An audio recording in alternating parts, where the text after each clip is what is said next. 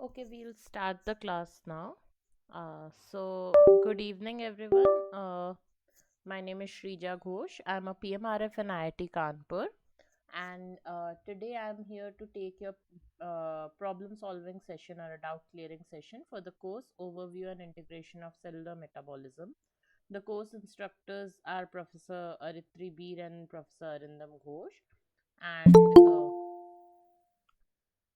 this session is all about the first week's lecture. So you must have watched the video uploaded by Professor Arindam, and you must have gone through the topics. What I'll do is I'll solve some of the questions related to that topic that will help you to solve the assignment for your first week. So, first week is all about bioenergetics, and then uh, you have enzyme regulation, enzyme activity regulation, and then about glucose uptake, how glucose is metabolized in our body, glycolysis pathway.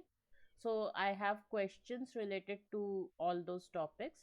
If you have any other doubts other than the questions that I'm discussing, feel free to ask.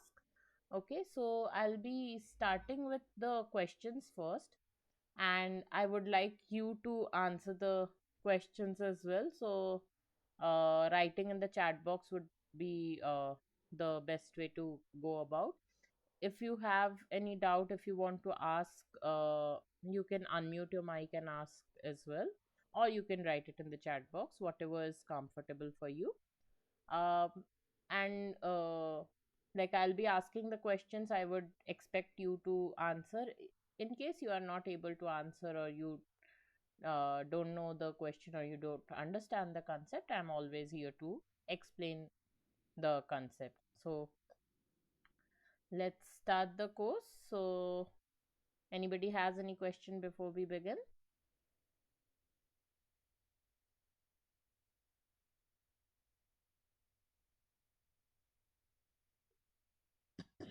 Okay, then I guess I can start. So I'll start with the first question. The first question is, which of the following statements best describe the second law of thermodynamics?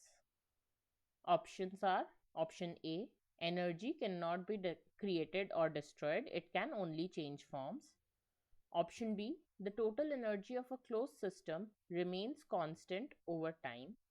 Option C, energy tends to flow from regions of low concentration to regions of higher concentration. And option D, in any energy transfer or transformation, the total entropy of a closed system always increases. So, which of the following statement best describes the second law of thermodynamics? Okay, I already see some of you have answered in the chat box.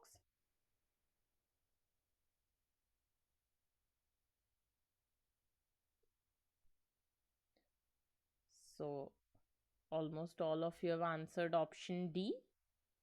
So, it seems like you all agree to option D, that is the correct answer. So, you all are right. So, in any energy transfer or transformation, the total entropy of a closed system always increases. That is the second law of thermodynamics. So, correct answer is option D. So, basically, in a biological energy transformation system, we follow two fundamental laws of thermodynamics. First law is the law of conservation of energy. Basically, it says that energy cannot be created or destroyed, and the total amount of energy in a closed system remains constant. Okay, so you cannot create extra energy in a system, or you cannot destroy the energy. The total energy in the system will be same. It can change from one form to another, but then overall the amount of energy that will be constant in a closed system. Okay, because there's no way to wave, or there's no escape for the energy in a closed system. Okay, so the total amount of energy in a closed system will remain constant. It can change forms, but it cannot be created or destroyed. Okay, so that is the first law of thermodynamics. And second law, as you all answered correctly, it states that total entropy of the system, of the closed system, will increase over time. So what do we mean by entropy? Can anyone answer? Like in very simple term, like one or two words, if you have to explain entropy, can you answer? Can you write it in the chat box?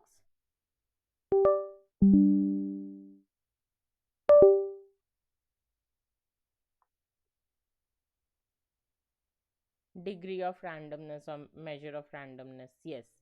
So basically, randomness or the disorderedness of the system. So every organic molecule, they are mm, they have a lot of chemical bonds, right? So each chemical bond will have its own energy, and each chemical, and the number of, as in when we increase the number of chemical bonds, the energy of the system is increasing, and the entropy of the system will keep increasing. Why? Because you're so whenever there is a chemical bond, there is going to be some kind of vibration, some kind of stretching, some kind of movement.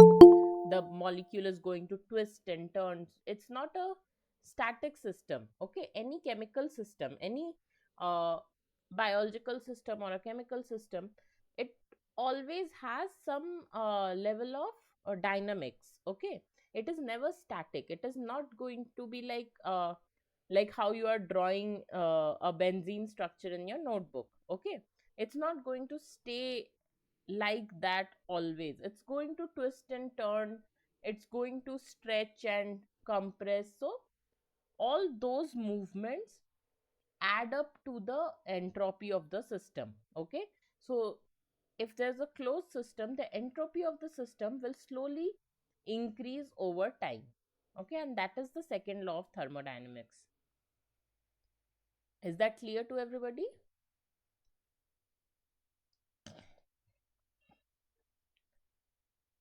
Anybody has any doubt in any of the laws of thermodynamics? So this is very basic. So we are starting with the laws of thermodynamics, because whatever you will study, any chemical reaction that is happening inside the cell, inside the biological system, everything depends on these two laws. Okay, so that's why we are starting with these two laws, because this is basically is forming the base of your whole bioenergetic system. Okay, so if anybody has any doubt, please ask. Otherwise, I'll move to the next question. Okay.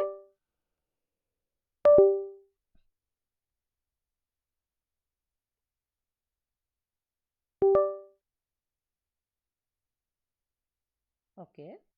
So the next question is, which of the following statements accurately describes the relationship between Gibbs free energy and the spontaneity of the chemical reaction?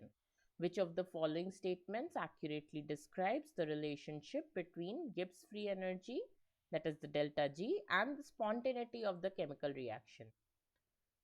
Option A is, if delta G is positive, reaction is spontaneous. Option B, if delta G is negative, the reaction is spontaneous. Option C, if delta G is positive, the reaction is non-spontaneous. And option D, if delta G is negative, the reaction is spontaneous. Okay, so what do you think? Which of the option is correct? A positive delta G means reaction is spontaneous, or a negative delta G means reaction is spontaneous? Okay, so three of you have replied option D as the correct answer. That is, if delta G is negative, the reaction is spontaneous. What about others? Do you all agree to this answer? Or anybody wants to answer something else?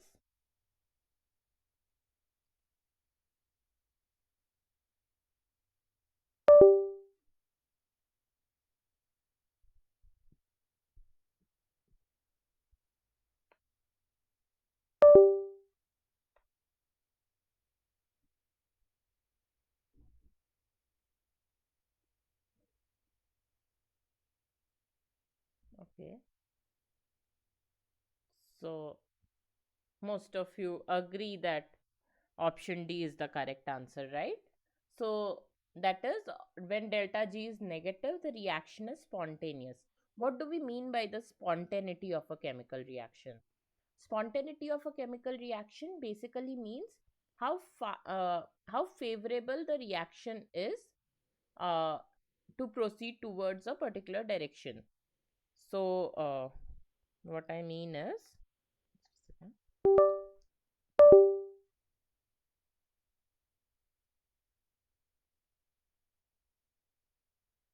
so basically, if I have a reaction A goes to B, how a thermodynamically favorable is it for this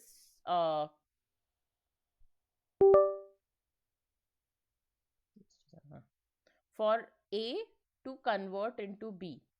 So the favorability or the thermodynamic favorability of a molecule to turn into a product is basically spontaneity. Okay, so if this reaction is spontaneous, go A will convert into B without any external energy. Okay, without the need of external energy. Okay, so if a reaction is non-spontaneous, that means we have to provide external energy to convert the reactant A into product B.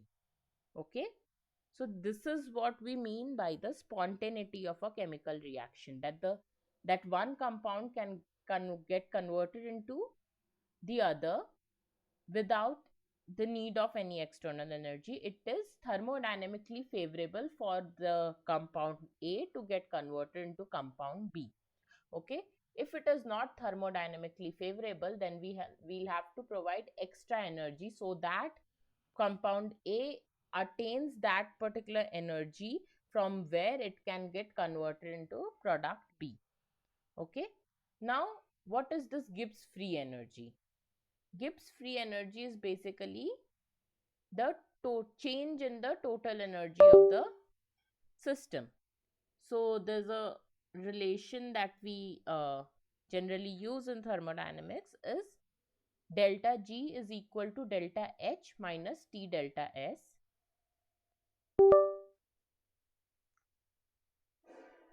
So delta G is equal to delta H minus T delta S, where delta G is the change in Gibbs free energy. That is what was the initial Gibbs free energy and the final. So difference between the final and initial is the change in Gibbs free energy. Delta H is the change in enthalpy. What is enthalpy of a system? Can anyone answer what is enthalpy of a system? What do we mean by enthalpy? You all answered what do we mean by entropy. Now tell me if you know what is enthalpy.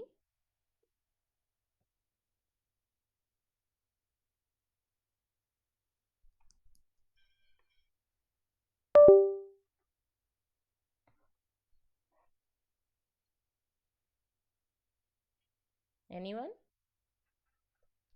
What is enthalpy? Heat in the reaction. Meenakshi has answered. Yes, Pavitra has also answered heat content. Yes, so basically the heat of the system there. We can say the total heat of the system. Yes, that is the exact uh, definition.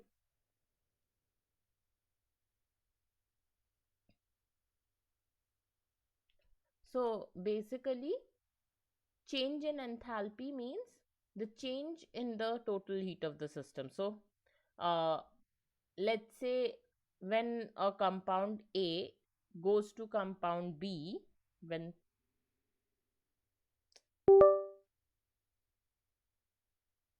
this reaction is happening, A goes to B, let's say in this process, heat is released. Just a second. let's say in this process heat is being released. Okay, so in this case we will say this reaction is the total heat of the system is basically decreasing. Okay, or sorry, total heat of the system is basically increasing because heat is being released. So very basic example that I can give is when you dissolve NaOH in water. If you have done that in your lab, you would have seen that when this NaOH pellets, when they get dissolved in water, you if you touch the tube or the beaker in which you are dissolving the NaOH, you can feel that it is getting heated up. Okay, and that heat is basically because when NaOH is reacting with the water molecules, it is releasing the heat, and that release of heat is called as exergonic reaction. Okay, where the heat is being emitted out of the system. Same thing, if you have a reaction A goes to B, where you have to provide heat for A to change into B. In that case, what is happening? This is an endergonic reaction. Okay, in this case the reactant requires heat. It needs to take up the heat to get converted into the product. In the first case, what was happening? The reactant is releasing heat to in order to get converted into the product. Okay, so whichever is the case, there is a change in the heat of the system, right? Either this or that. In both cases there's a change in the heat of the system. So that change is called change in enthalpy. Okay, then we come to change in entropy. So we just studied the law of thermodynamics, which says that the entropy of the closed system keeps on increasing. That means the entropy of the system is always changing. Okay, so delta S determines that change in entropy when a reaction proceeds from a reactant to a product.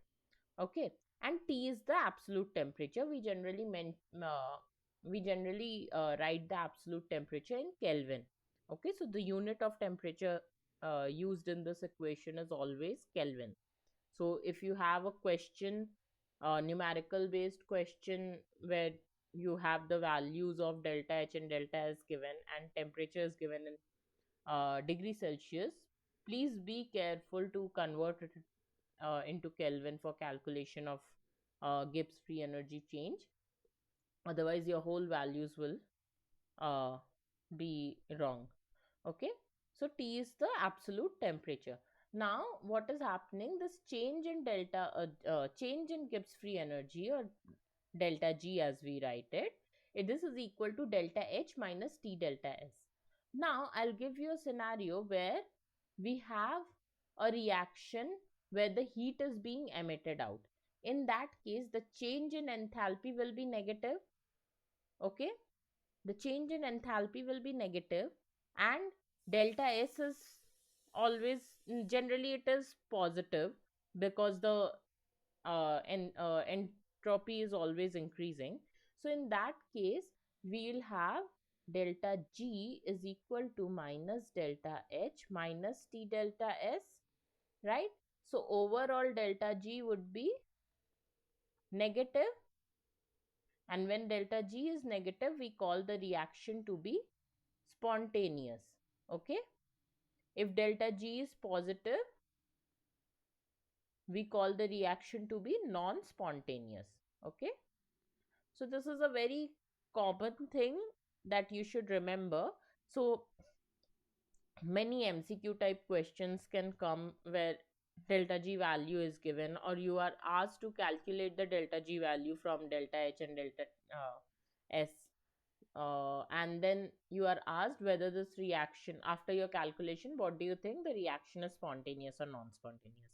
So this is how you are going to figure out whether the reaction is spontaneous or non-spontaneous. Okay, is this clear to everybody? If you have any doubt, please let me know.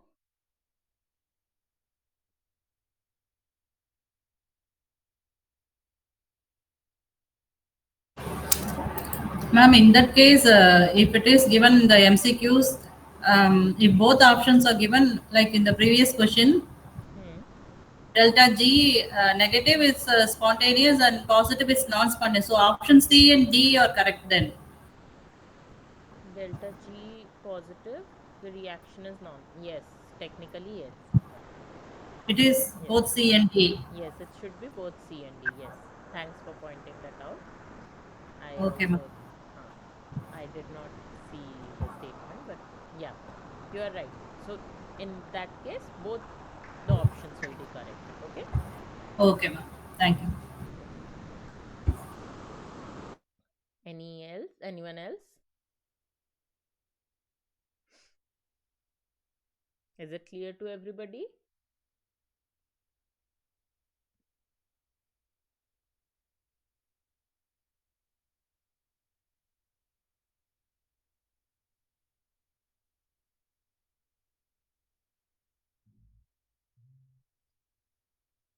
Okay. Then I'll move to the next question now. Which of the following statements accurately describes the effect of an allosteric inhibitor on enzyme activity? Which of the following statements accurately describes the effect of an allosteric inhibitor on enzyme activity? Option A: allosteric inhibitors increase enzyme activity by stabilizing the active form of the enzyme. Option B: allosteric inhibitors decrease enzyme activity by binding to the active site and blocking the substrate binding site. Option C: allosteric inhibitors decrease the enzyme activity by binding to the allosteric site and stabilizing the inactive form of the enzyme. And option D: allosteric inhibitors increase the enzyme activity by increasing the concentration of the substrate. So, which of the following statements accurately describes the effect of an allosteric inhibitor on enzyme activity?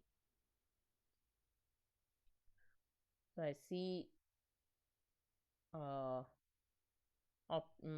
most of you have answered option C. Okay.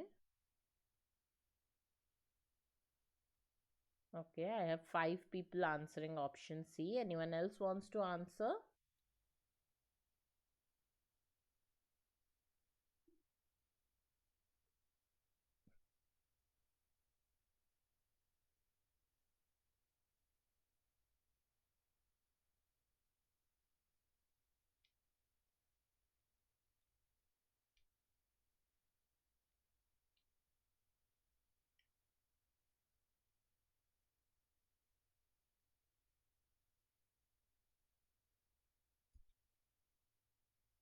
Okay.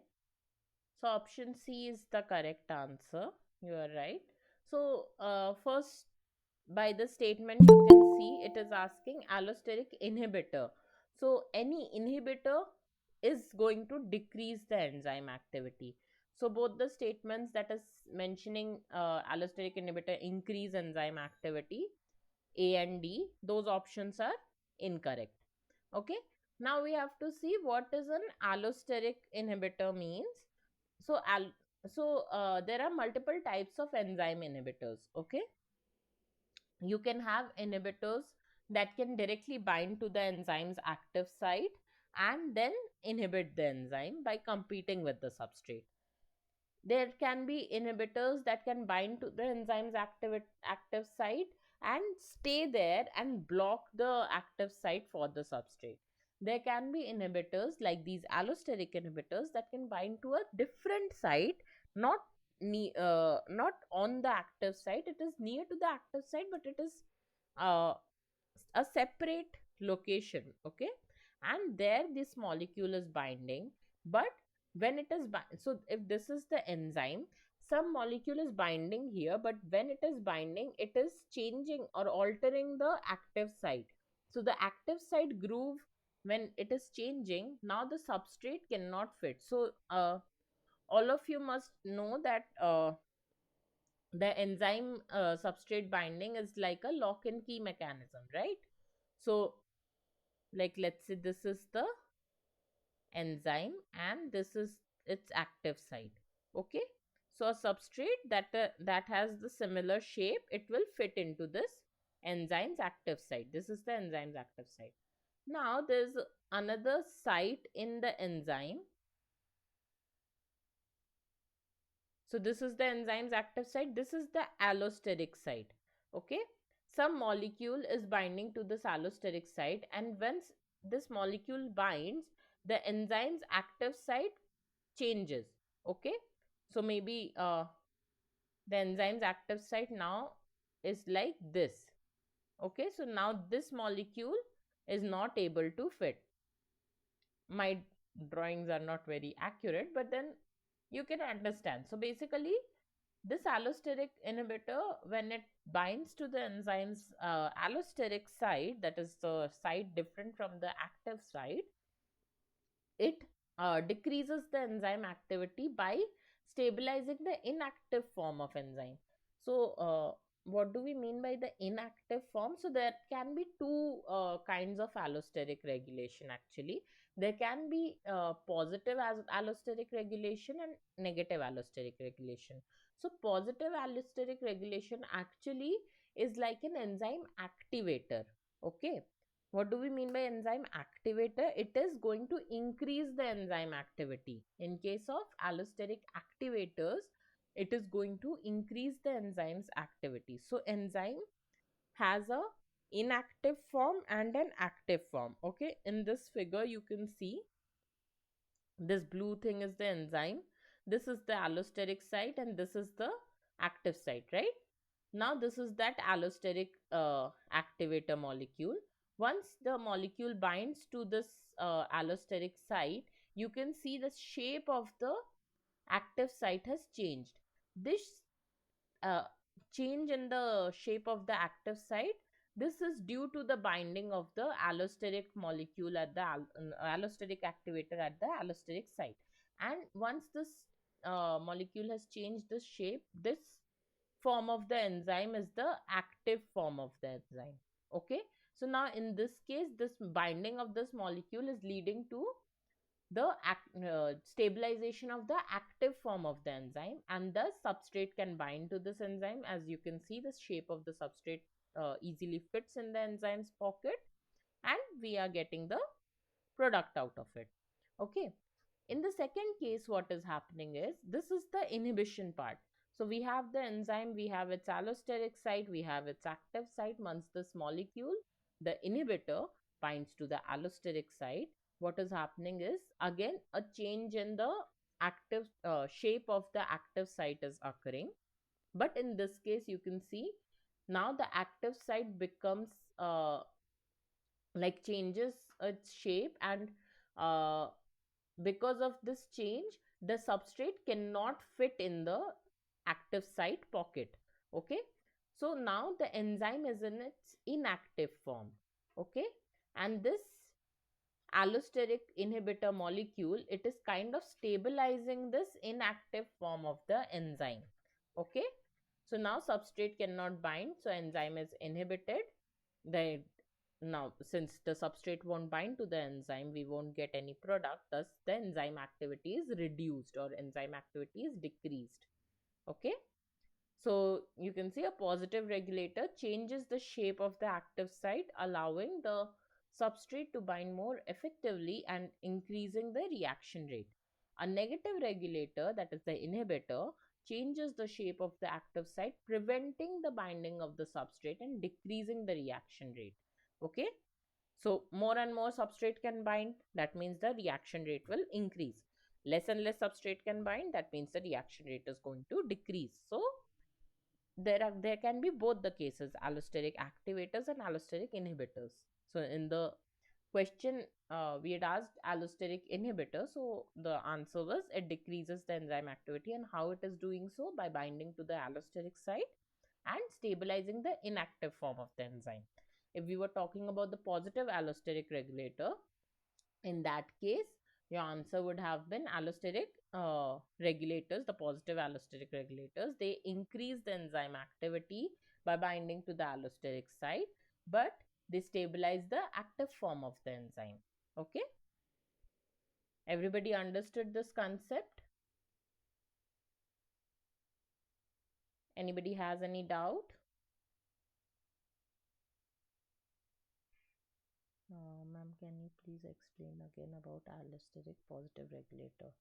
So, allosteric positive regulator, basically, in both cases, in positive and negative regulation, we have a molecule that is going to bind to the allosteric site of the enzyme. So, allosteric site is away from the active site. So, we have an enzyme where it has two pockets. One is its active site where substrate is going to bind for the product formation, and second is another small pocket where another molecule can fit in, and binding of this molecule to this pocket actually alters the shape of the active site.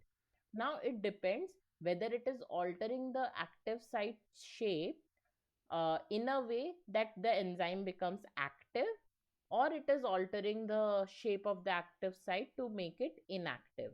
Okay, in this case you can see when this orange colored molecule it uh, got bind to the allosteric site of this enzyme, it changed the shape of the active site such that this substrate can fit into the enzyme. So in this shape you can see, so this is also an inactive form. So this is a you can say kind of a precursor of the enzyme, the inactive form of the enzyme which can be activated by this molecule. So once this molecule binds to the enzyme, it changes the shape of the enzyme's active sites in such a way that the substrate can now fit into this pocket.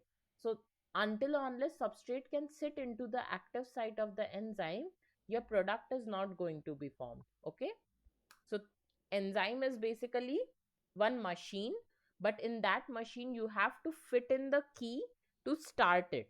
Okay, then only you will get multiple products from the substrate. Okay, so for that fitting you need the proper shape that can hold the substrate into its pocket. Okay, so if the active site is altered, if the shape of the active site is not proper, the substrate won't fit into the pocket of the active site, and then the reactions won't proceed, the products won't be formed, and the reaction rate will decrease. Okay, so for a substrate to fit in the active site has to be in a proper shape. And if a molecule, when it binds to the allosteric site, if it is making the active site if it is converting the active site into its proper shape, that is allowing the substrates to bind, that means that molecule that has bound that went and bind to the allosteric site, those that molecule was a positive allosteric regulator. Okay, because it is increasing the reaction rate. And if the molecule that is binding to the allosteric site, it is not allowing the substrate to bind to the enzyme anymore, it is altering the shape of the enzyme's active site in such a way that the substrate cannot fit into the enzyme, that means it is a allosteric inhibitor or a negative allosteric regulator, which is going to alter the enzyme and make it inactive. Okay, and thus decrease the reaction rate. Is that clear? Subhapratha, is that clear to you? Okay. Anyone else has any doubt in this? I hope everybody understood the concept of positive and negative allosteric regulation.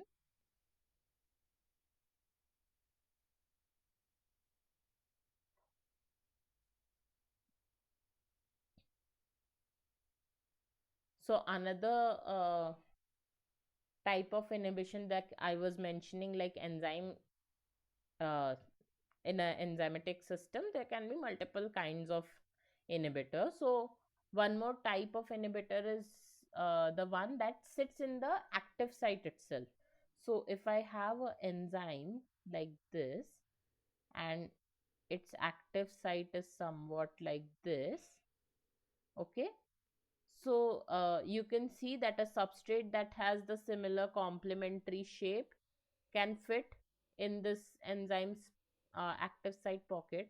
Now let's say there is another molecule that has the same kind of uh,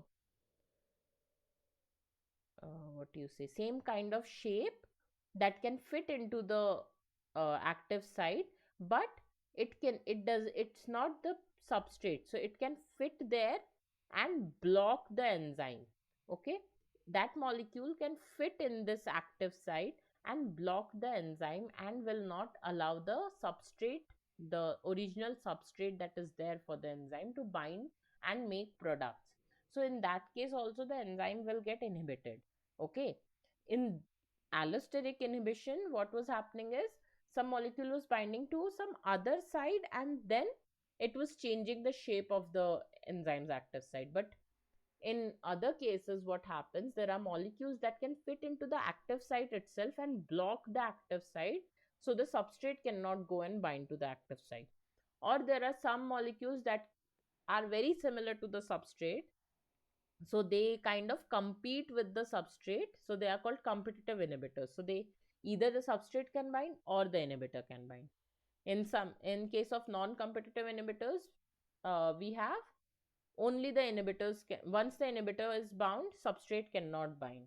Okay, so these are other kinds of enzyme inhibitors. So they also, so in our body these inhibitors and activators are responsible because we have very tightly regulated system in our body. Okay, our body is full of enzymes and full lot of reactions are continuously happening inside our body. Okay, but those reactions, if they keep on happening in an uncontrolled fashion, there will be a lot of problem. The products will uh, get accumulated in our body. The substrates will be like they will get they will start getting over without getting replenished. So all those kinds of problems will be there. So you need a tight regulation, that like if my body has certain amount of glucose, it will only convert uh, the required amount of glucose into a certain product. Like my body will keep on regulating like how much glucose is required in the blood and how much glucose it needs to uh, take up for energy production. Okay, how much energy my body is requiring right now. So that's how the body is very smart to decide when it wants to convert a substrate into product and when it does not. So when it does not want to convert a substrate into product, it uses the other inhibition mechanisms to stop the enzyme from functioning, because enzyme is there and it will keep on functioning irrespective of you want it or do not want it to work. So you need to have some regulation, some kind of switches to switch off the mechanism. So in your house you have these light switches so that you can voluntarily switch off the light and switch on the light when you need the light or do not need the light. Similarly, our body has certain switches which it can switch it on or switch it off based on the requirement. Okay, so that's why these inhibitors, these regulators are important in our body. Okay, so that's why we have positive and negative regulation, because sometimes you need to switch on the light you when you require the light, and sometimes you need to switch off the light when you do not want the light. So that's how our body also functions. Like when it requires the enzyme, uh, it will switch on that positive regulation, and then when it doesn't require the enzyme, it will start this negative regulation. Okay, I hope that is clear to everybody. If anybody has any kind of doubt, let me know in the chat box. I'll move on to the next question now. Next question is, zymogens are inactive forms of enzyme that are converted into active enzymes. Which of the following is an example of zymogen? Okay, zymogens are inactive forms of enzyme that are converted into active enzymes. Which of the following is an example of a zymogen? Option A, trypsinogen. Option B, lipase. Option C, amylase. And option D, catalase. So, which of the following is a zymogen? You can write your answers in the chat box. I have three answers right now. All of them are option A, that is trypsinogen. Okay. What about others? What do you think the correct answer is?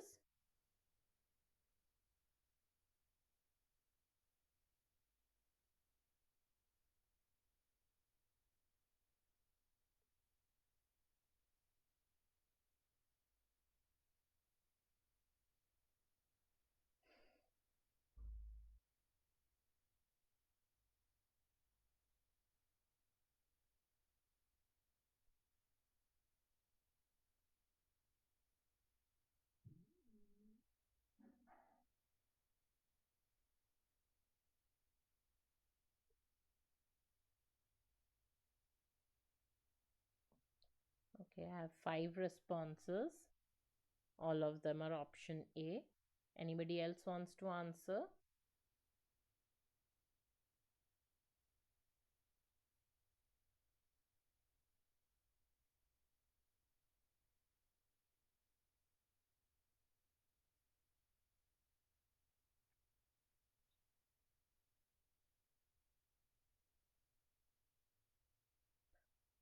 Okay, so option A is the correct answer. So all of you are right. Uh, so it is already written in the question like what are zymogens? So zymogens, as it is mentioned, it is the inactive form of enzyme that are converted into active form. So in our body, certain enzymes are already present in an inactive form, and there are other enzymes that basically makes that particular inactive enzyme into active enzyme by doing some kind of cleavage and some kind of modification, some twist and turns to make it active. Okay, so very simple, like in very simple terms, let's say I have one enzyme like this is the inactive form of the enzyme. Okay, so another enzyme will act on this enzyme and basically break it into maybe two parts, one longer and one shorter, and now this broken enzyme now can uh, actually function in an active form. So this is the active enzyme and this is the inactive enzyme. Okay, so this inactive form is actually called zymogen, and you have then active form of the enzyme that can then function for whatever it is meant to be. So in this case we are talking about trypsinogen. So trypsinogen is the zymogen for an enzyme called trypsin, and trypsin is basically a protease in our body. So what do proteases do? Proteases basically cleaves the unwanted protein in our body. Okay, so trypsin is one of the type of protease, and these protease they are formed in a inactive form. Why they are formed in inactive form? Can you think of a reason why a protease is formed is present in an inactive form inside our body? So I told you the proteases can cleave proteins, the unwanted proteins. Okay, so why do you think these proteases are present in an inactive form inside the body?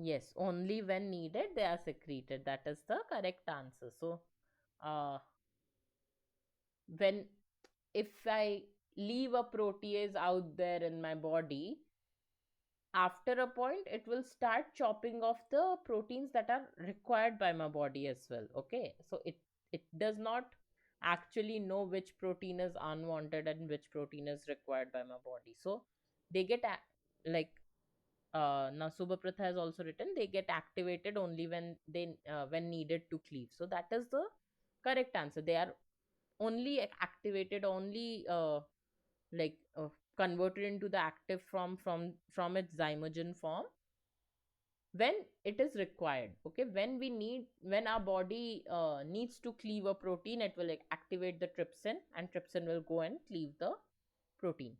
Okay, so that is the reason these proteases are present in an inactive form, so that this is also kind of a regulation, enzyme regulation. Okay, the enzyme is present in inactive form, and it will be converted into the active form only when it is required. So there is a tight regulation for this zymogen to get converted into active enzyme. So trypsinogen to trypsin, that is tightly regulated by another enzyme that does this conversion, and it will only perform this conversion when our body needs trypsin.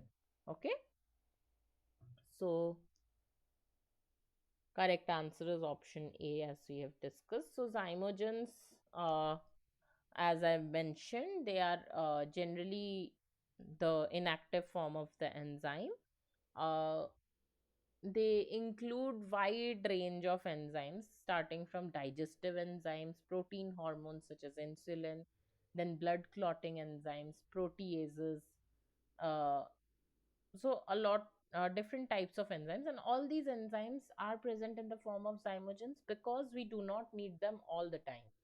Okay, so that's why we want a very tight regulation for these enzymes, so that they will be activated only when it is required. Okay, so you can see the list of some of the zymogens that is given. So chymotrypsinogen, so chymotrypsin again is a protease.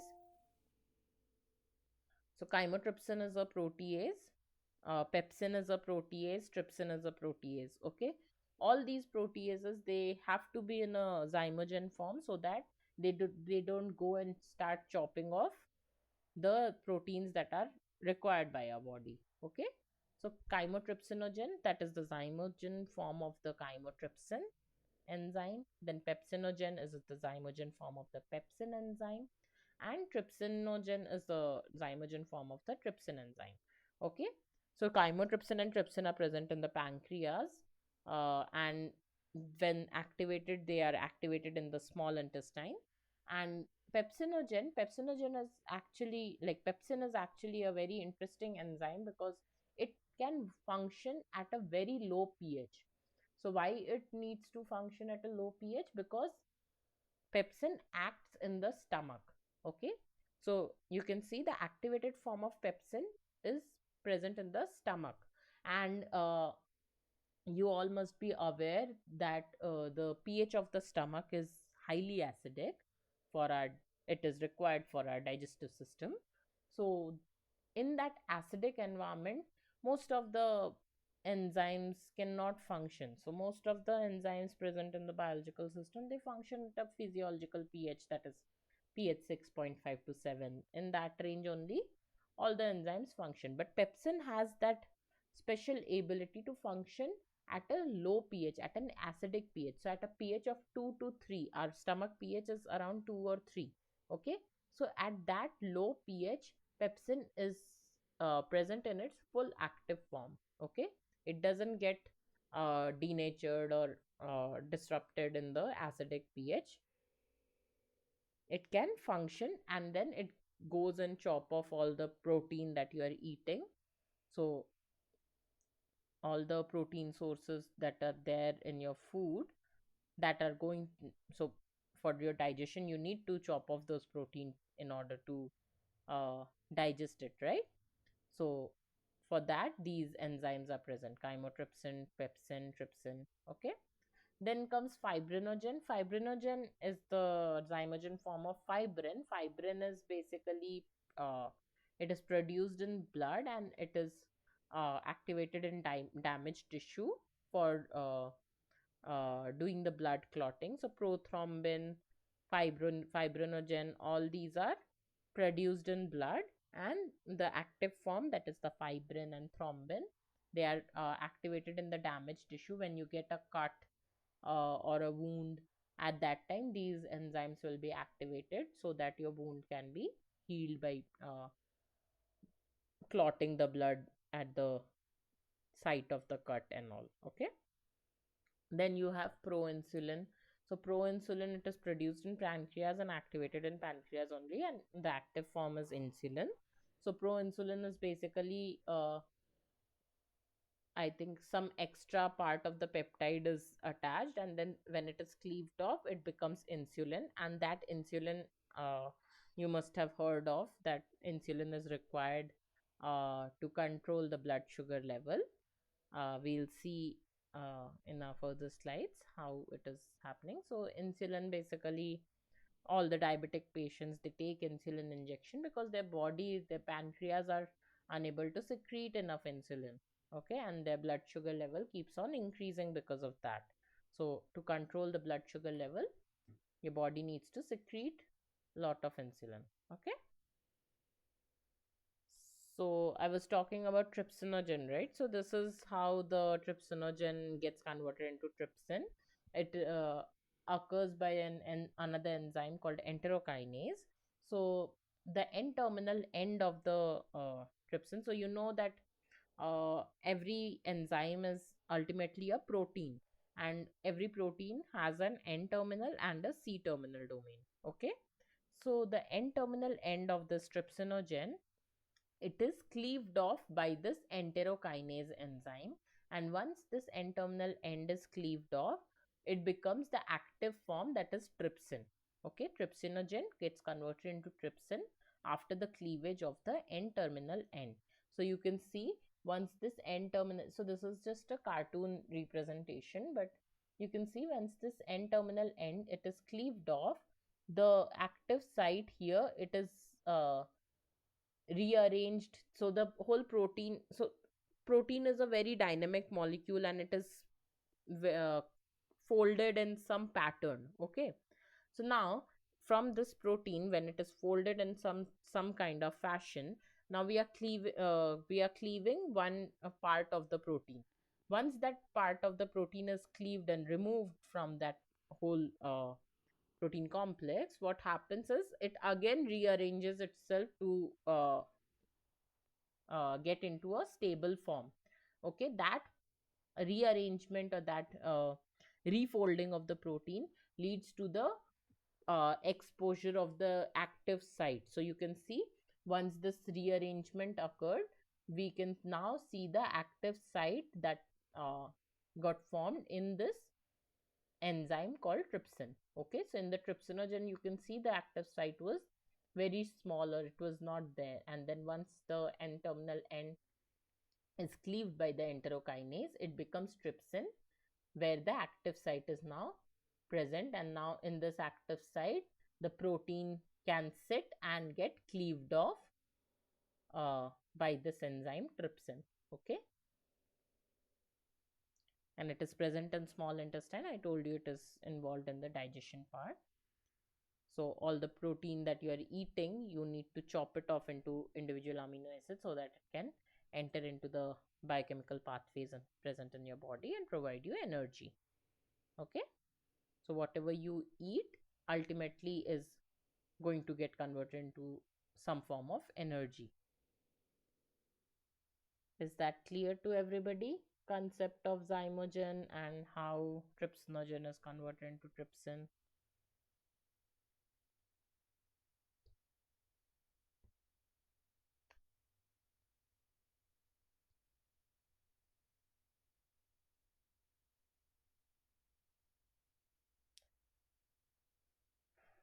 If anyone has any doubt, let me know.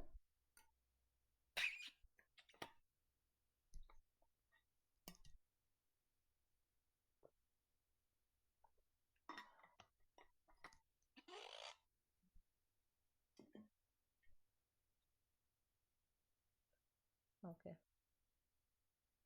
and then I think I can move on to the next question.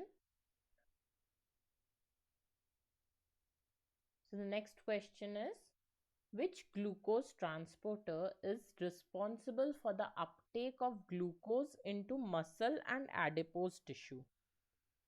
Which glucose transporter, sorry, is responsible for the uptake of glucose into muscle and adipose tissue?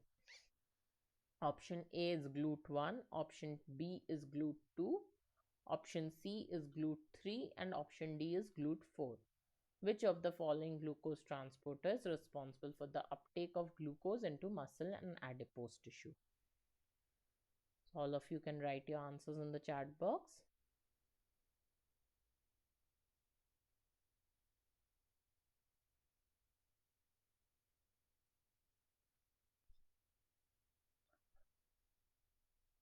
I can see 3 answers in the chat box already.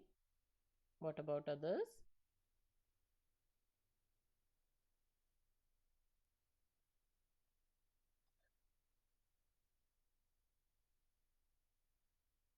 Anyone else wants to answer?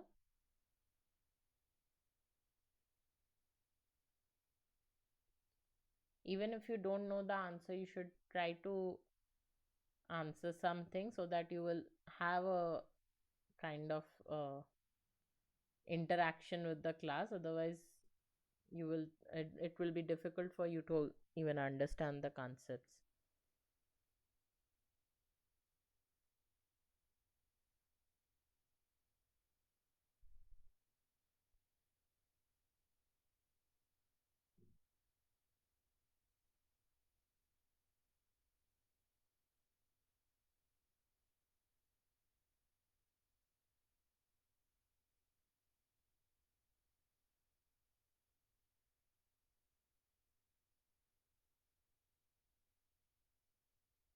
Okay, so all of you have answered option D as the option D. So option D is GLUT4. So that is the correct answer. So you all are right. Uh, GLUT4 is the glucose transporter that is responsible for the uptake of glucose into muscles and adipose tissue. So we have different types of glucose transporters. Basically, glucose transporters are required by our body because glucose is a polar molecule. Okay. So and you know that our membrane is composed of non-polar residues, right? So our membrane is a bilayer where we have the polar head groups towards the outer end and the non-polar tail towards the inner part of the membrane. So to cross to cross the biological membrane, molecule needs to be either non-polar. Also, even if it is non-polar, it cannot interact with the outer polar area. So the molecule needs some kind of transporter, some kind of like carrier that can carry it from the outside of the membrane to the inside of the membrane. Okay.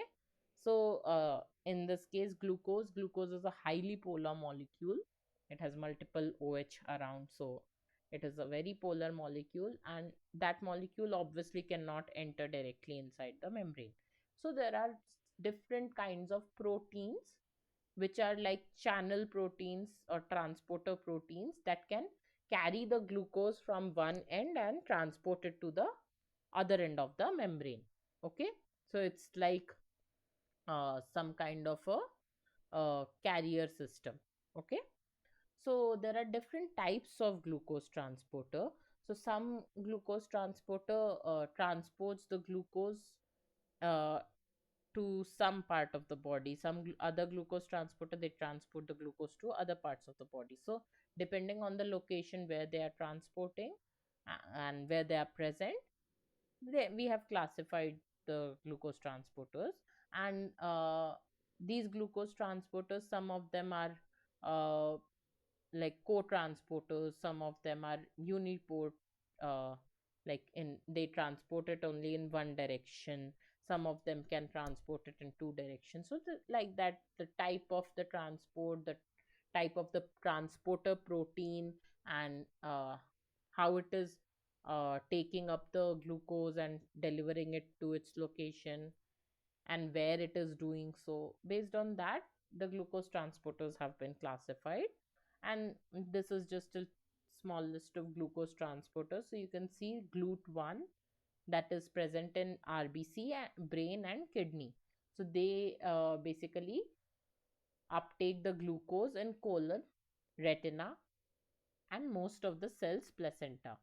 Okay, so wherever glucose needs to be transported in the colon or retina, so there GLUT1 is activated. Okay, then comes GLUT2, which is the glucose so GLUT is basically glucose transporter 1, glucose transporter 2, like that. Okay, so GLUT2 basically is present in serosal surface of the intestinal cells, liver, beta cells of pancreas, and they facilitate the glucose uptake in liver, and they are glucose sensor in the beta cells.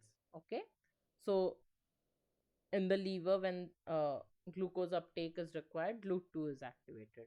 Then we have GLUT3 that is present in the neuron and brain. So these kind of questions can come into come under MCQ format, where you are asked like which glucose transporter is required, transports glucose into the brain cells. So GLUT3 would be the answer. If you are asked like which glucose transporter uh, can transport the glucose into liver, so GLUT2 would be the answer. So like that. Then we have GLUT4 that is present in the skeletal and the heart. So it is actually the uh, glucose transporter that controls the glucose levels in the blood. So it transports the glucose into the cells, into the uh, muscles and adipose tissues. And this is a insulin mediated transport. So I told you that there are different types of transport. Some transporters just take up the glucose and deliver it to the cell. Some transporters need some other molecules to mediate the transport. So in this case, when insulin levels, like based on the insulin levels, it will transport the glucose.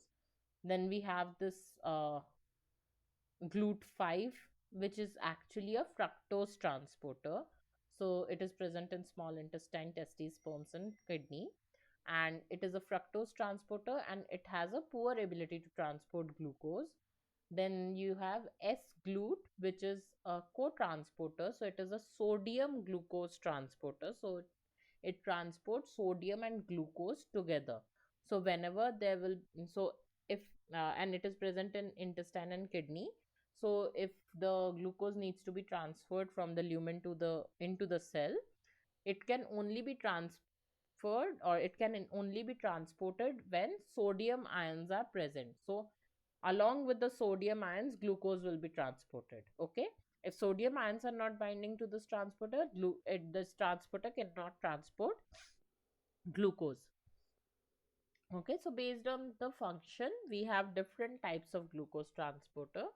So this is the S-GLUT that we were talking about. So it is a sodium glucose transporter. So you can see two sodium ions are binding, and along with that the glucose is binding, and then it just flips to the other side. So basically it is like this in the membrane. So this is the membrane, and this glucose transporter is here.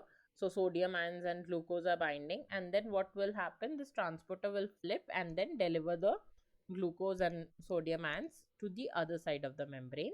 These sodium ions will then be pumped out of the uh, cell by sodium potassium ATPase, which is required for energy. Okay, so uh, this is how this glucose transporter functions. It transports along with sodium ions. Then we have GLUT2. I told you GLUT2 is present in the intestinal cells.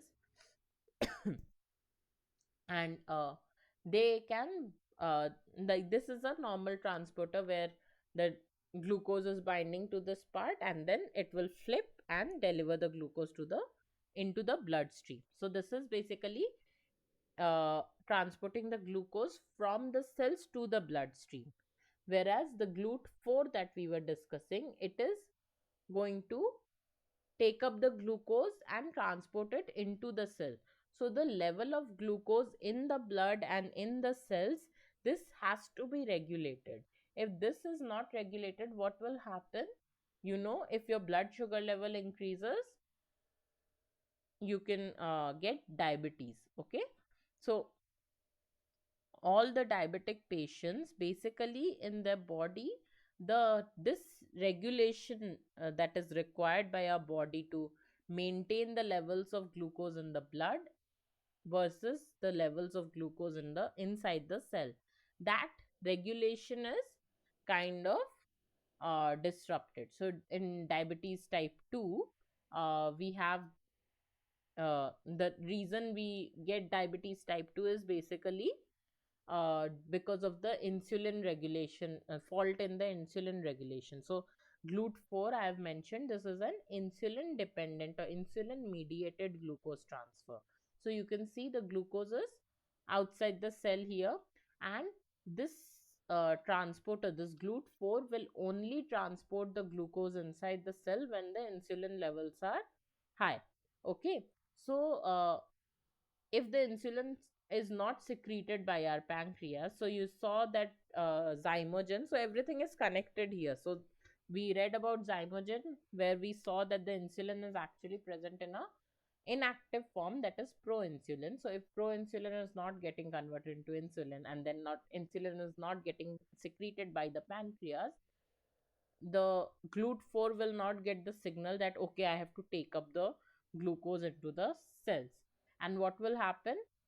The glucose will be outside the cell, and ultimately it will be transported into the bloodstream. By which transporter? It will be transported into the bloodstream by GLUT2. Okay, so all the glucose transporters have to function with each other. Okay, they have to see like, okay, this one is functioning, I have to function, and then the other transporters also have to function. So that is how our body whole uh, all the pathways are interconnected, and they are being regulated so that our body can function properly. Okay, so when insulin is not secreted by the pancreas, what is happening? GLUT4 is not getting the signal to take up the glucose into the cell, and ultimately what is happening? The glucose is basically absorbed by the blood, and the blood sugar level is increasing, and that's how type 2 diabetes occurs. Okay, so GLUT4 is a type of transporter where instead of flipping into the membrane, what it happens, it opens like this, and the glucose sits at the top part of the transporter. Once the glucose sits, it basically opens from the bottom side. Okay, so you can see here, so you can see in the diagram also, first the glucose is sitting into the top part of the transporter. Once the glucose binds to the transporter slowly changes its shape so that the glucose can now transport it inside the cell. Okay, so it will take the glucose, basically it is catching the glucose like this and then delivering it into the cell like that. Okay, and then once the glucose is delivered, again it will open towards the outer side of the cell to take up more glucose molecules. Okay, so this is how GLUT4 functions.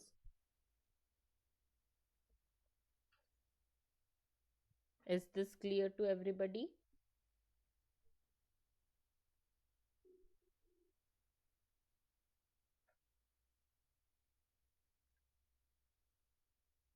Any doubt in any of the glucose transporter we have discussed?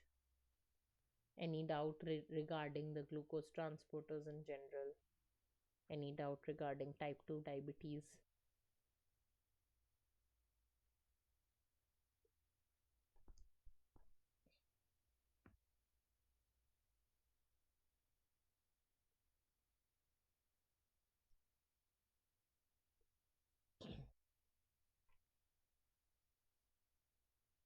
Please ask if you have any form of doubt.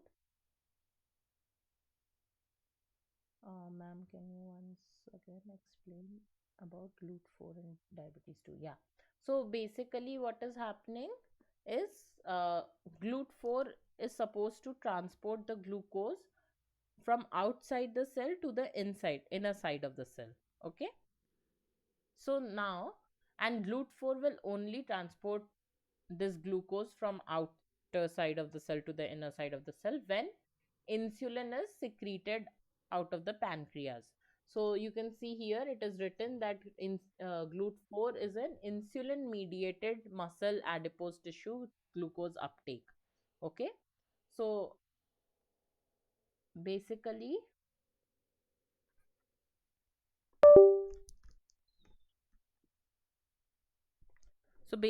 when insulin is secreted from the pancreas, when we'll have high levels of insulin here, so when insulin will be present here, this transporter, they will get activated and they will take up these glucose molecules and then flip in the way I told you, like they will take up the glucose and then open from the bottom parts to deliver the glucose inside the cell. And that's how the glucose concentration, so when the insulin concentration goes up, the glucose concentration outside the cell will go down. In case this insulin is not secreted from the pancreas, so in that case, what is happening, the GLUT4 will not be activated, the glucose outside the cell will increase. Okay. Then what will happen, so you can see here GLUT2 is also acting uh, as a glucose transporter, but what it is doing is it is taking the uh, glucose from the cells and it is transporting it to the blood, into the bloodstream. So what it will do, it will take up all those glucose that is present and it will transport it into the bloodstream. Not just GLUT2, there are other glucose transporters also. So all the glucose that is getting accumulated outside the cell, they will basically get absorbed into the blood. So ultimately what will happen, blood sugar level, blood glucose level will increase. Okay. And blood glucose level, if it is increasing, that means it will lead to diabetes. Okay. So this is how GLUT4 is associated with the type 2 diabetes, because it is regulated by the insulin. So if insulin is secreted by the pancreas, it will transport the glucose into the cell and ultimately prevent the glucose from getting absorbed by the blood. Okay. If insulin is not being secreted in proper amounts by the pancreas, what will happen, uh, our GLUT4 will not be able to take up the glucose and all the extra glucose will get absorbed by the blood sugar and it will lead to diabetes. That's why diabetic patients, they take insulin injection because their pancreas are not able to secrete enough insulin. So what they do, externally they are injecting the insulin in their body, and that insulin that is being injected in their body, that insulin basically triggers the GLUT4 to take up the glucose into the cell, so that this glucose is not absorbed by the blood. Why is glucose transported into the cell? Because inside the cell we have pathways like glycolysis, where the glucose is taken up and metabolized in order to produce energy. Okay. Ultimately, whatever we are eating, it has to give us energy, right? That's why we are surviving, that's why we are alive. So if you're eating something, your body is finally converting it into energy. And what is the form of energy that we generally know? It is basically ATP. Okay. So all the molecules that are that are present in our food, whatever we are eating, they are that or every molecule is ultimately going to enter a pathway where ATP is being generated. Okay. And that ATP is required by your body uh, to like for any energetic process. Okay. So ATP is a highly energetic molecule. Okay. It has three phosphates lined up, and every phosphate, once it gets hydrolyzed, It releases a large amount of energy that can drive multiple functions in your body. So, is that clear, Subhapratha? Do you understand now how GLUT4 is associated with type 2 diabetes? Very good. So, anyone else has any other doubt in this glucose transporter?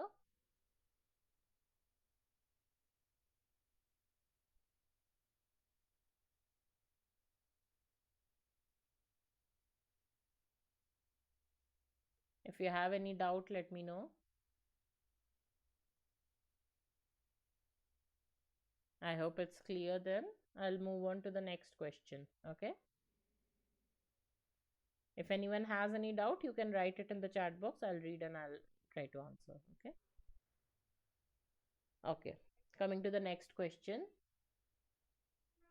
Which of the following statement accurately describes the role of sodium dependent glucose co-transporters in the context of oral rehydration solution? Which of the following statements accurately describes the role of sodium dependent glucose co-transporters in the context of oral rehydration solution? Okay. So I've already discussed about sodium dependent glucose transporters as glutes. So let's see the options. Option A is as glutes in the small intestine actively pump glucose into the bloodstream, promoting rehydration. Option B is as glute in the small intestine facilitate the absorption of sodium and glucose from ORS in the into the bloodstream. Option C is as glutes transporters in the kidneys increase glucose excretion, helping to eliminate excess glucose from the body. And option D is as glutes in the large intestine assist in the absorption of water and electrolytes from ORS. What do you think is the correct answer? Write your answers in the chat box and then we'll have the discussion.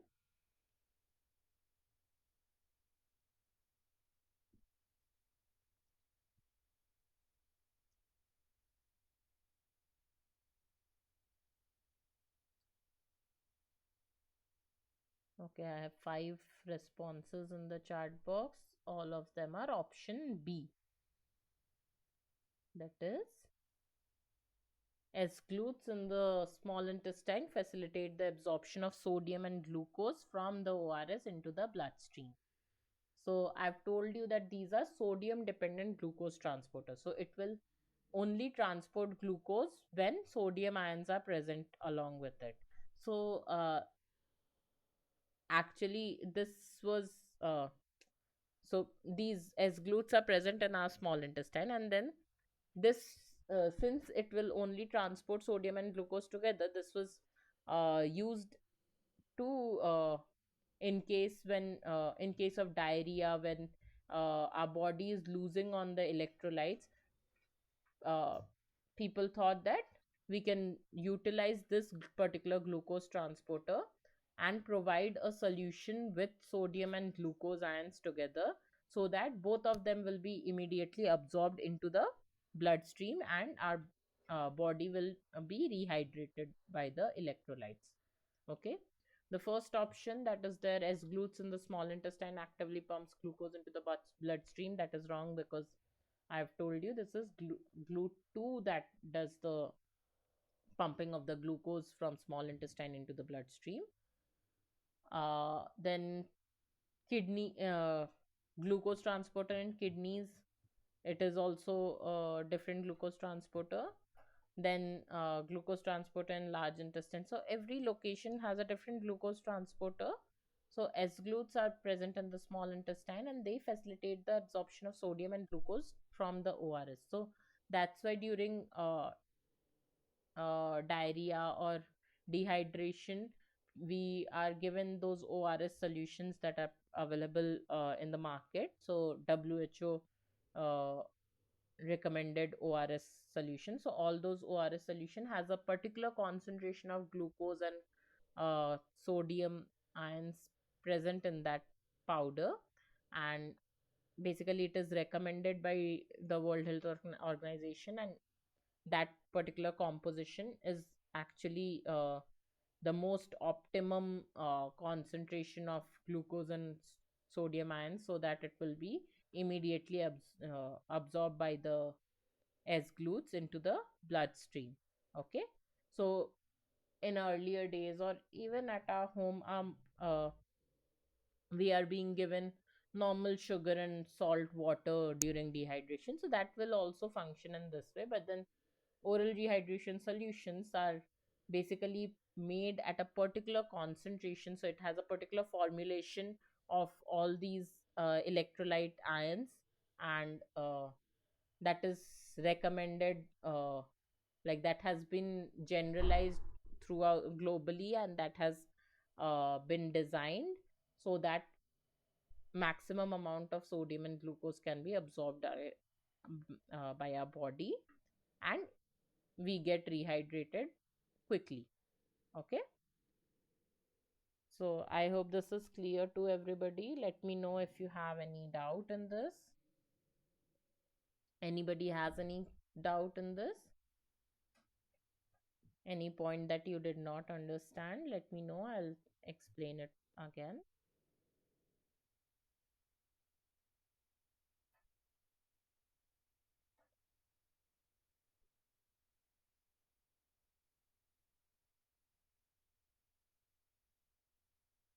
Is it clear to everybody?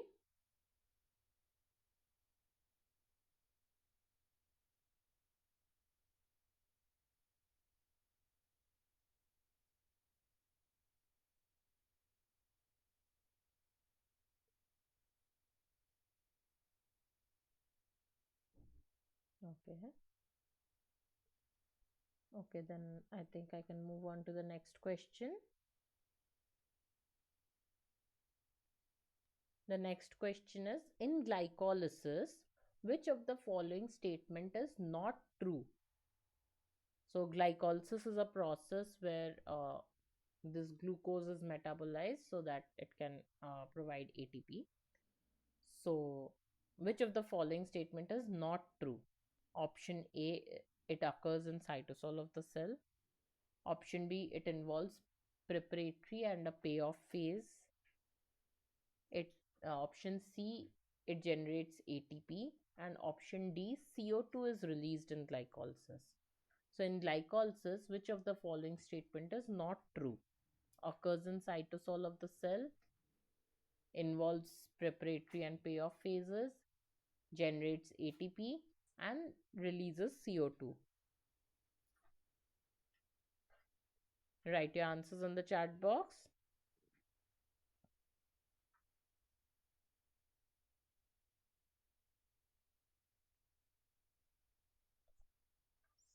So I see 4 people have already answered option D, that is CO2 is released in glycolysis. That is a wrong statement regarding glycolysis. What about others?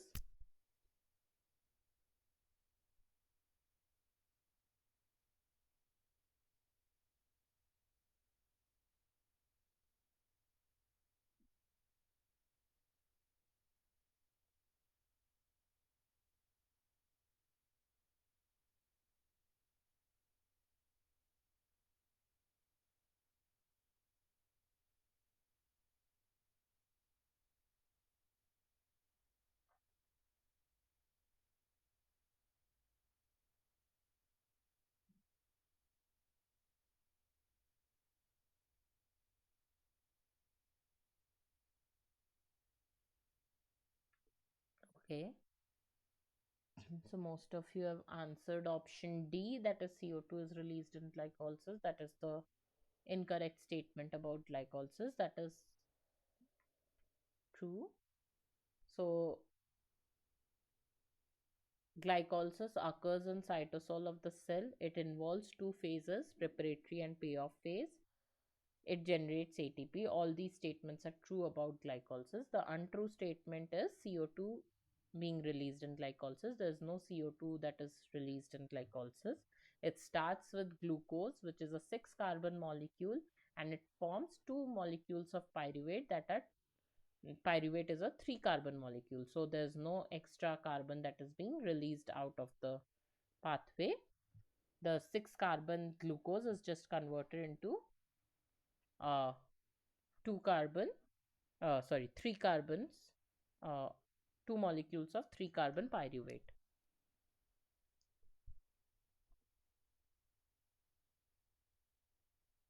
Just a second.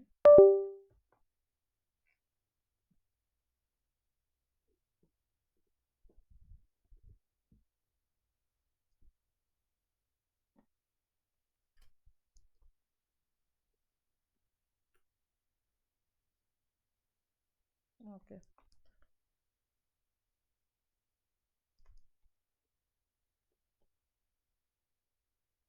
just give me a second.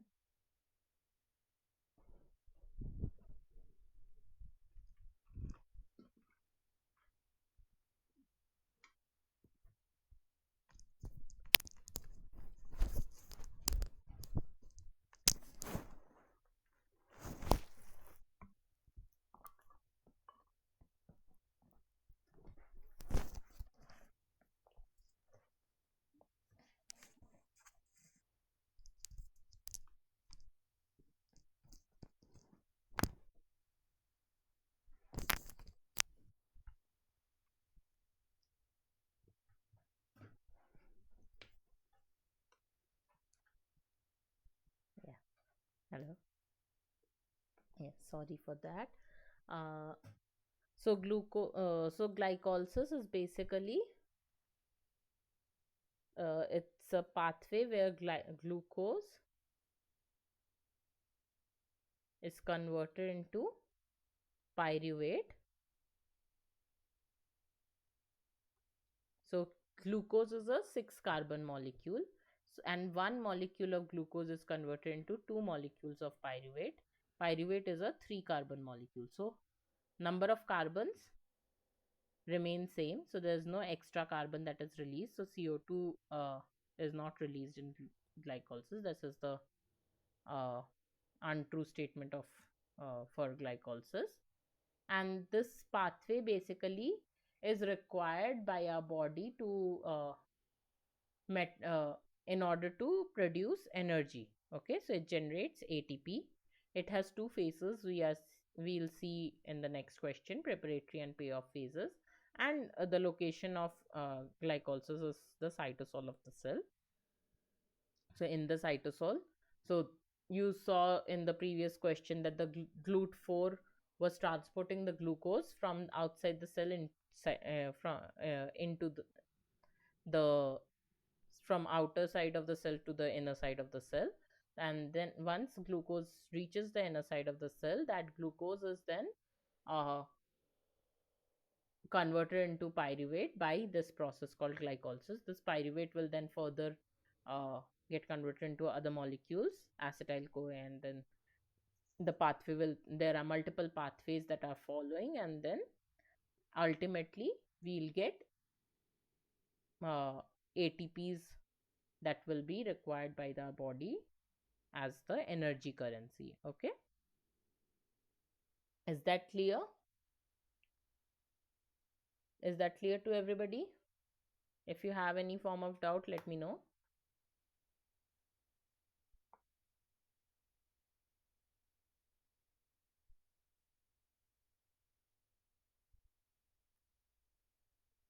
Okay, so I'll move to the next question. Which of the following enzymes participate in the first phase of glycolysis? So in this case, in this question, multiple answers are correct. So answer, uh, read the question properly and answer.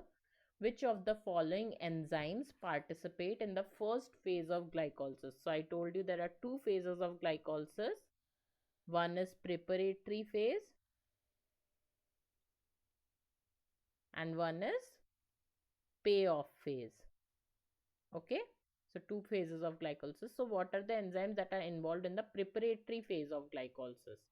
Okay, option A is hexokinase, option B phosphoglucose isomerase, option C aldolase, option D is enolase, and option E is pyruvate kinase. Which of the following enzymes participate in the first phase of glycolysis? Hexokinase, phosphoglucoisomerase, aldolase, enolase, and pyruvate kinase. Write your answers in the chat box. Option A hexokinase, option B phosphoglucose isomerase, option C aldolase, option D enolase, and option E pyruvate kinase.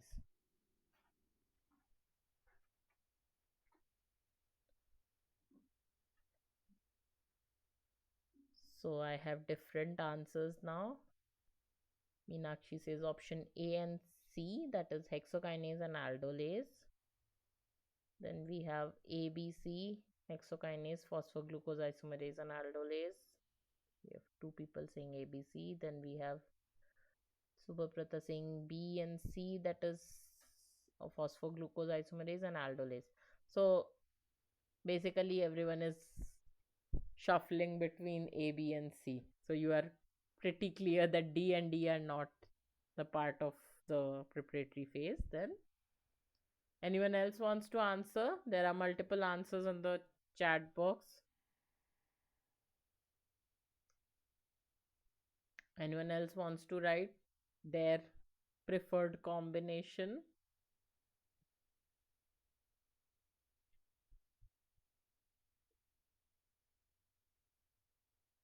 Quickly write your answers in the chat box, then we'll have the discussion which is the correct answer.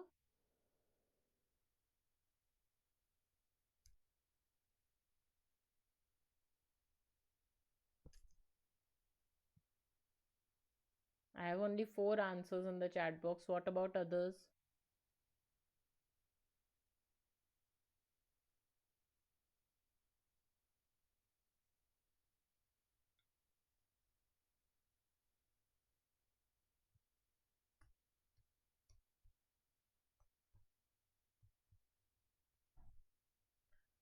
Okay, we'll see the correct answer now. The correct answer is option A, B, and C. Hexokinase, phosphoglucose isomerase, and aldolase. All three enzymes are there in the preparatory phase, that is the first phase of glycolysis. Enolase and pyruvate kinase are present in the second phase of glycolysis, that is the payoff phase. So basically, first I'll tell you why it is called the preparatory and the payoff phase. So glycolysis, I told you, it is happening in order to generate uh, ATP and in order to convert glucose into pyruvate. So first there are series, so it's a series of 10 reactions, okay, from glucose to pyruvate. We have 10 reactions, okay. So it's a series of reaction, it's a whole pathway. So the initial part of the pathway is called the preparatory phase, where the glucose is converted into uh, different molecules, where the cell is preparing itself in order to finally produce pyruvate and ATPs. Then the payoff phase, it's called payoff because finally the cell is paying off by producing ATP. Okay, so in the preparatory phase, cells use ATP. So the cells will use two molecules of ATP, and then in the payoff phase, it will generate four molecules of ATP. So ultimately, we get two extra molecules of ATP out of this glycolysis pathway. So cell will use two molecules of ATP in the preparatory phase, prepare itself, and then in the payoff phase, it will pay off by producing four molecules of ATP, where two will be extra because two were being already, like two was used, and then your cell will have two extra molecules of ATP. Okay, so this is the first prep phase, that is the preparatory phase. So you can see two molecules of ATP are invested before the cleavage of glucose into two 3-carbon pieces. I told you glucose is a 6-carbon molecule and it is broken down into two molecules of three carbon pyruvate. Okay, so before it is broken down completely into pyruvate, it will use two molecules of ATP as an investment. Okay, and raising the free energy content of the intermediates. Okay, so in the first step of the of the glycolysis, we use the first ATP molecule. So glucose is converted into glucose 6 phosphate. Basically ATP gives the phosphate. So ATP is adenine triphosphate. Okay, so there are three phosphate groups present with the ATP. So it can give the phosphate group to the glucose and become ADP, that is adenine diphosphate.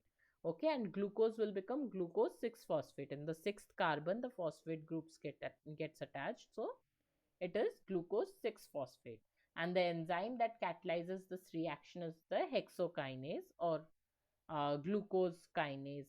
Also, like we also call it glucose kinase, it is called hexokinase because it can also facilitate the phosphorylation of other six carbon sugar molecules. That's why it's called hexokinase. It's a more generalized term. So glucose is converted into glucose 6 phosphate by taking up the phosphate from the ATP. So when ATP is converted into ADP, it will release some energy. Uh, so that energy is taken up by the glucose and it will take up the phosphate. Okay, then glucose 6 phosphate is converted into fructose 6 phosphate. It's an isomerization reaction. So glucose and fructose chemically are same, like they have the same number of carbon, hydrogen and oxygen. The only difference is in the structure.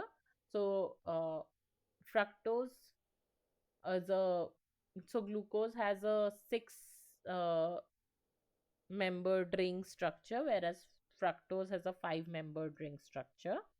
And glucose 6 phosphate will get converted into fructose 6 phosphate by the enzyme phosphohexose isomerase or phosphoglucose isomerase. So in the options you had hexokinase, that was the first enzyme that is present in this glycolysis pathway that converts glucose into glucose 6 phosphate. Then we have phosphoglucose isomerase that converts glucose 6 phosphate into the fructose 6 phosphate. That is the second step. Okay, then from fructose 6 phosphate, another phosphate is added to this molecule, and this phosphate again comes from the ATP. So here the second ATP molecule is being invested, and this ATP gives its phosphate to fructose 6 phosphate to become fructose 1,6 bisphosphate. So at the sixth carbon, one phosphate was attached already, and now at the first carbon also one phosphate gets attached, so it becomes a biphosphate. Okay, and this reaction is catalyzed by the enzyme phosphofructokinase 1. Okay, so we had hexokinase converting glucose to glucose 6 phosphate, then we have glucose 6 phosphate to fructose 6 phosphate catalyzed by phosphoglucose isomerase. So you have to remember it like that. So kinase generally transfers the phosphate group. So glucose to glucose 6 phosphate, you need a kinase to take up the phosphate from ATP and give it to glucose, a transfer of phosphate group. So, and since it's a six carbon sugar, it is hexokinase. Okay, then second step is isomerization. So you need an isomerase. So phosphoglucose, since it's a glucose 6 phosphate, so phosphoglucose isomerase or phosphohexose isomerase. Then the third step is again a phosphorylation, phosphate transfer reaction. So one more phosphate is added to fructose 6 phosphate. So again a kinase is required. So phosphofructokinase. Okay. Then the next reaction is the cleavage of the fructose 1,6 biphosphate into two molecules. One is glyceraldehyde 3 phosphate and one is dihydroxyacetone phosphate. Now both of these molecules are three carbon molecules. So glyceraldehyde 3 phosphate has three carbons and dihydroxyacetone phosphate has three carbons. So cleavage of 6 carbon sugar phosphate to the 3 carbon sugar phosphates. Okay, So here the actual cleavage occurs, and the enzyme that is involved in this reaction is aldolase. Okay, so now we will move on to the next phase of glycolysis, that is the payoff phase of glycolysis. So right now this was the preparatory phase where it used two ATP molecules and prepared itself for the formation of pyruvate. So now we have two different molecules, three carbon molecules, that is that was formed from the glucose, the starting molecule. Okay, now we'll see the payoff phase. So in the payoff phase, what will happen? The glyceraldehyde 3 phosphate and this dihydroxyacetone phosphate. So basically, dihydroxyacetone phosphate can also get converted into glyceraldehyde 3 phosphate by triose phosphate isomerase. Again, it's an isomerization reaction, and that, so now because of that conversion, we'll have two molecules of glyceraldehyde 3 phosphate, right? So initially we had one glyceraldehyde 3 phosphate and one dihydroxyacetone phosphate. Now this dihydroxyacetone phosphate is also converted into glyceraldehyde 3 phosphate. So now we have two molecules of glyceraldehyde 3 phosphate. Okay, now this glyceraldehyde 3 phosphate will be converted into 1,3 biphosphoglycerate, where one more phosphate is added, uh, and this is catalyzed by the enzyme glyceraldehyde 3 phosphate dehydrogenase. It is a dehydrogenation reaction because in this reaction NAD molecule is converted into or reduced into NADH. So two molecules of NAD will be reduced into NADH. Then 1,3 biphosphoglycerate now will give the phosphate to ADP to form ATP. So here the first ATP formation reaction is occurring, that is catalyzed by phosphoglycerate kinase. Again, a phosphate transfer is involved, so phosphoglycerate kinase, like a kinase enzyme is required. So from 1,3 biphosphoglycerate, it will become 3 phosphoglycerate. So the first carbon's phosphate is given to ADP to form ATP. So now since we have two molecules of glyceraldehyde 3 phosphate, we've got two molecules of 1,3 biphosphoglycerate, and then we will get two molecules of 3 phosphoglycerate. So in that conversion, we will get two molecules of ATP here. Okay. Then from two molecules of 3 phosphoglycerate, we'll get 2 phosphoglycerate, where the phosphate group is just shifted from the third carbon to the second carbon. This is this is catalyzed by phosphoglycerate mutase. Then comes the enzyme enolase, where uh, for 2 phosphoglycerate is converted into phosphoenol pyruvate, and then this phosphoenol pyruvate gives its phosphate to ADP again to form ATP, and the product we get is pyruvate. So two molecules of phosphoenol pyruvate will give its two phosphate groups to two molecules of ADP to form two molecules of ATP. So here we get two ATP, two more ATP, and then two molecules of pyruvate is generated. So this is the last step, 10th step, catalyzed by the enzyme called pyruvate kinase. So wherever transfer of phosphate is there from ATP or to ADP, in all those cases the enzyme will be kinase. Okay, wherever NADH reactions are involved, where NAD is converted into NADH, most of the time the enzyme involved is a dehydrogenase. Okay, wherever isomerization is involved, the enzyme involved is isomerase. Okay, so this is how you can remember the names of the enzyme. So you don't have to mug it up completely, you can understand the reaction, what is happening, like sequential steps, what is happening after what, and then you can remember. So you understand why it is called the preparatory phase, and the why the second phase is called the payoff phase. Payoff phase because now our cell is paying off the ATP that it took, and it is paying off extra ATPs also. Even the NADH that is formed here, this will also enter uh, This will also enter the electron transport chain and it will also generate ATP molecules. Okay, so glycolysis is the first metabolic pathway for glucose, and it generates two molecules of ATP, two molecules of NADH, and we get two molecules of pyruvate as the end product. Okay, anybody has any doubt in this? Is the pathway clear to everyone?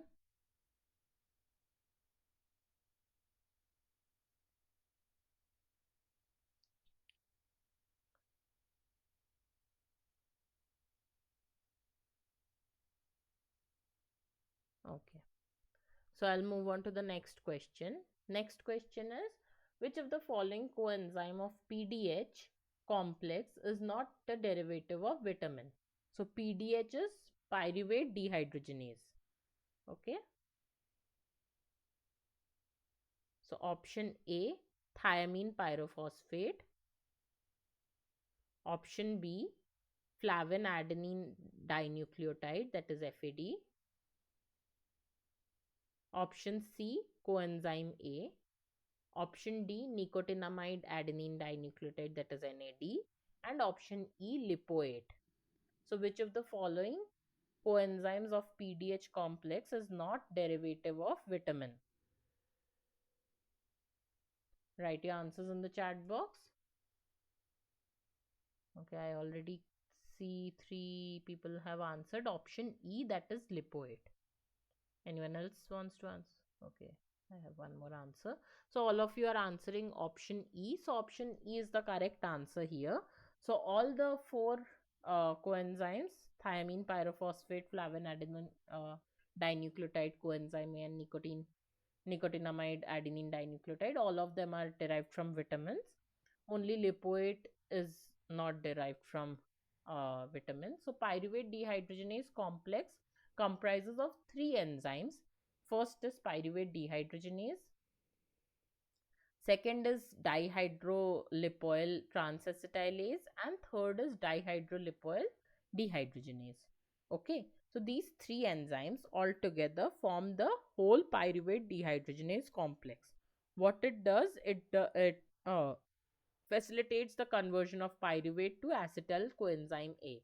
So I told you the after glycolysis we get two molecules of pyruvate. Now that two molecules of pyruvate needs to be converted into acetyl coenzyme A so that it can enter the TCA cycle, the next cycle in the metabolic pathway.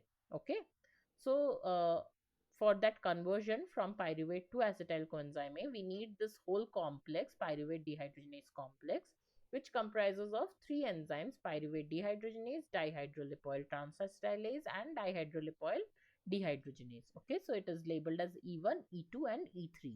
So all these 3 enzymes form the complex. And these 3 enzymes, they have 5 different coenzymes or prosthetic groups, which are thiamine pyrophosphate, flavin adenine dinucleotide, coenzyme A, nicotinamide adenine dinucleotide, and lipoate. So out of these 5, 4 of them are derived from the vitamins.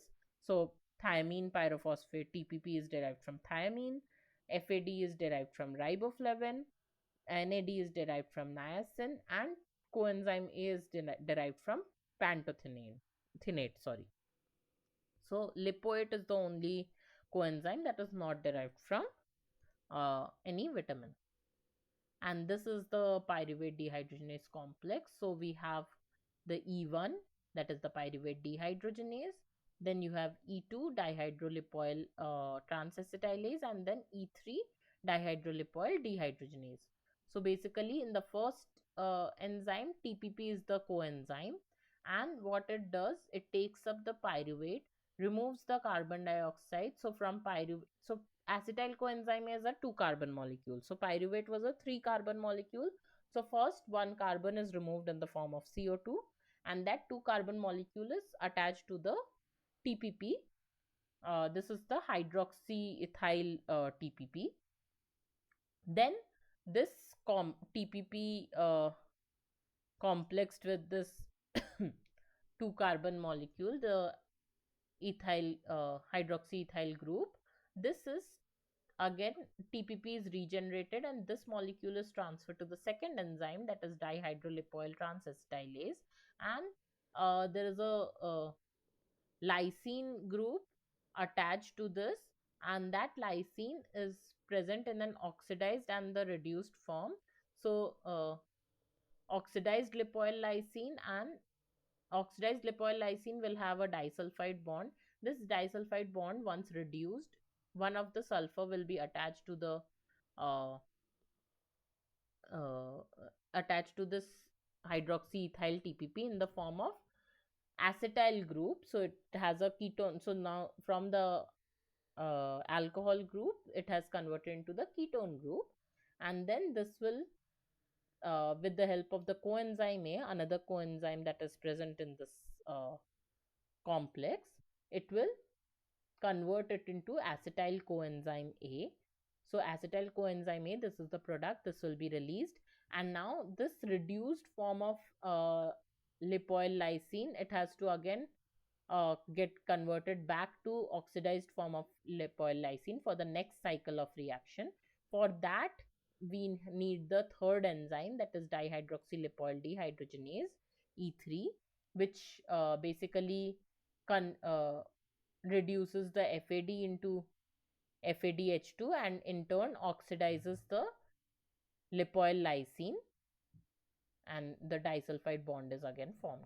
Okay, so this FAD into FADH2 reduction, and this reduction occurs because of the another reduction reaction, and then FADH2 is again oxidized back to FAD by another reduction reaction where NAD is converted into NADH. So I told you, wherever NADH or FADH is involved, the enzyme is generally called dehydrogenase. Okay, so this is clear to everybody. Anyone has any doubt on this? Let me know if you have any doubt on this. Otherwise, I'll move to the next question. Is it clear to everyone? Okay. Okay. Moving on to the next question. This is the last question of this session. The enzyme isocitrate dehydrogenase catalyzes the conversion of isocitrate to option A, citrate, option B, alpha ketoglutarate, option C, succinyl coenzyme A, and option D, malate. The enzyme isocitrate dehydrogenase catalyzes the conversion of isocitrate to option A, citrate, option B, alpha ketoglutarate, option C, succinyl coenzyme A, and option D, malate. Write your answers in the chat box. I have three answers. All of them are option B. Okay, I have more answers, but all of them are option B. So option B, that is alpha ketoglutarate, that is the correct answer. So you are right. So this is basically a part of the next cycle in the metabolic pathway. So after glycolysis, from glucose we got two molecules of pyruvate. Those two molecules of pyruvate got converted into acetyl coenzyme A by pyruvate dehydrogenase complex. Now that acetyl coenzyme A will enter this TCA cycle. Here you can see acetyl coenzyme A will enter the TCA cycle, and it will get converted by the citrate synthase into citrate. So oxaloacetate and acetyl coenzyme A will together form the citrate. So you can see oxaloacetate is a 4 carbon molecule, citrate is a 5 carbon molecule. Okay, sorry, citrate is a 6 carbon molecule. So acetyl coenzyme A has 2 carbon and oxaloacetate has 4 carbon. So in total 6 carbon. So citrate is a 6 carbon molecule. Then citrate is converted into cis aconitate by aconitase. Then this molecule is converted into isocitrate by aconitase, and then so this is a two-step molecule, two-step reaction by the same enzyme. So citrate is converted into isocitrate ultimately. From isocitrate, we get oxalosuccinate and then finally alpha ketoglutarate. So isocitrate dehydrogenase catalyzes the reaction of isocitrate to form alpha ketoglutarate. So isocitrate is also a six carbon molecule, and uh, from this, one NAD is reduced to NADH. I told you NADH is involved, so it is a dehydrogenase, and one CO2 is released. Okay, so it's a decarboxylation reaction as well. And then we get a 5 carbon molecule, that is alpha ketoglutarate. From this alpha ketoglutarate, uh, we get succinyl coenzyme A by alpha ketoglutarate dehydrogenase complex. Here also again one NAD is converted into NADH. Then succinyl coenzyme A will be converted into succinate by succinate thiokinase, where one molecule of ATP is generated. So after this, we have succinate dehydrogenase, where FAD is converted into FADH2 and succinate is converted into fumarate. Then after fumarate, we have malate by fumarase, and then from malate we have oxaloacetate again by malate dehydrogenase. Again one NADH is being produced. So all the NADH and FADH2 that we see in this pathway, they enter the electron transport chain, that is the next pathway after TCA. And all these NADH, they enter the electron transport chain, and they ultimately result in the production of ATP. So this whole pathway, the glycolysis and TCA, they are ultimately occurring in our body to generate energy. Okay, so whatever food we are eating, they are broken down in whatever sugar content is there, they are broken down and then converted into glucose finally, and all the glucose is then converted into pyruvate is converted into acetyl coenzyme A, and acetyl coenzyme A will enter the TCA cycle to form more and more NADH. Those NADH will go into the electron transport chain to form the ATP that is required by our body for the energy production. Is that clear to everybody? So this was the last question of the session. Please feel free to ask any questions you have regarding any of the uh, topics that we have discussed today, or any of the topics that is there for the first week's assignment. If you have any doubt, let me know.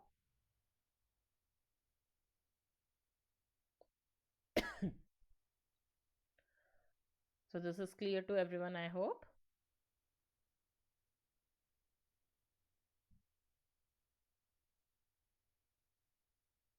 Okay. Okay, if you have no doubt, then I think I can end the session today. Thank you everyone for joining. Uh, I can't keep this session for 1 hour. I'm sorry. This is a requirement by NPTEL, so it's not my decision to take the session. Okay. So thank you so much for joining. I'll end the session now. You will get the recording of the session and the slides uploaded.